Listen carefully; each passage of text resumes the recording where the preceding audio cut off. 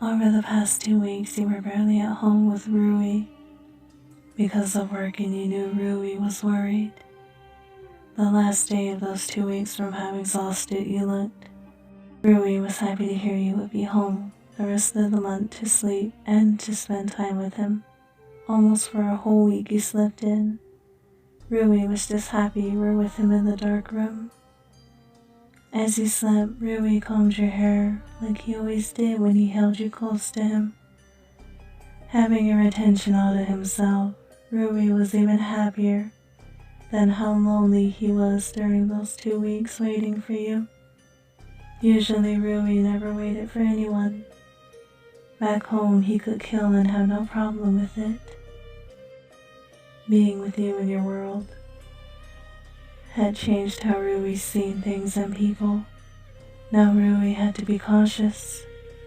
Watching you sleep so peacefully, very faintly Rui seen his markings on your face, and was happy your body had accepted his blood. I'm glad you're here for me and won't leave. Rui is so warm. Even as you slept, no matter how close or how far away you were from Rui, you could hear his voice clearly. Holding on to Rui as you slept more closer to him, there was something odd about your shoulder and your back. Rui never paid much attention, but it was disturbing to feel bandages on your body, also to not know the cause of them. Then oddly enough, Rui remembered a year ago that you bandaged your shoulder and your back a few times. Rui respected your personal space, but this time, Rui had to know why you were bandaged up. Knowing that you were still asleep, Rui bandaged your shoulder carefully, then seeing the purple symbols that he had never seen before. Seeing these markings bleed a little, Rui bandaged your arm again, then noticed your blood on his hand. Rui decided to lick the blood from his hand, just a small taste from your blood. Rui felt his demon power again. How can this be? Rui got out of bed, making sure to not wake you even though he was shaking. Keeping his eyes closed in the bathroom, Rui tried to breathe, then finally opened his eyes. Looking in the mirror, seeing who he really was, Rui cried and then decided to change his appearance so he could be a reflection of you. I won't leave you alone, I promise.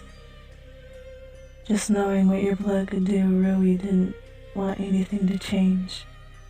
But Rui knew Muzan would find out. Making the hardest decision, Rui told Muzan what happened. Muzan was outside on the balcony. From the look on his face, Muzan was already planning something. So they're more special, I see, Rui. Muzan, leave them alone, this can't be anything. Are you positive, Rui?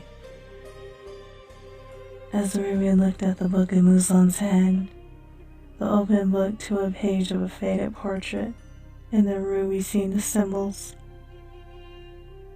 From how Rui reacted to the ancient book, only confirmed that you did have the markings, and that your blood had demon blood. How did you figure out they were from that bloodline, Muzan? Research in time, even more so their sickness, Rui. Before Rui could say anything back to Muzan, both of them heard a glass door break and a vase. The both of them knew the apartment well enough to know something happened on the second floor. Rui already had a bad feeling as he ran back up the stairs to the room and you were gone. Muzan hated you more than any human, but the thought of anything happening to you, Muzan couldn't let that happen. In a flash, Muzan was in the living room, seeing someone on the balcony with you over their shoulder. Like any parent, Muzan grabbed a kitchen knife and stabbed the person in the back. Before the person who tried to abduct you fell over the balcony, Muzan grabbed you, then held you in his arms. Sighing with relief, Muzan sat on the floor of the balcony, still holding you in his arms. Muzan, in his own way, was glad that you were not harmed, and even if you were, Muzan would have a reason to kill. Be more careful or I will kill you myself next time. As Muzan said those words, even though he did not believe in fate or karma, Muzan had to believe that even being in your human toxic world, it was a blessing. Noticing that Rui was by the door of the balcony, it was very amusing and a little entertaining.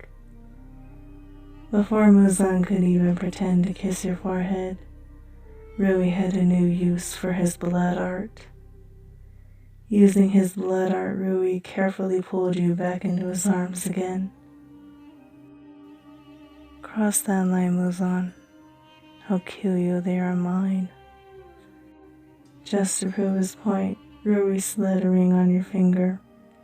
And what happened next? Muzan slid his own ring on your finger as well.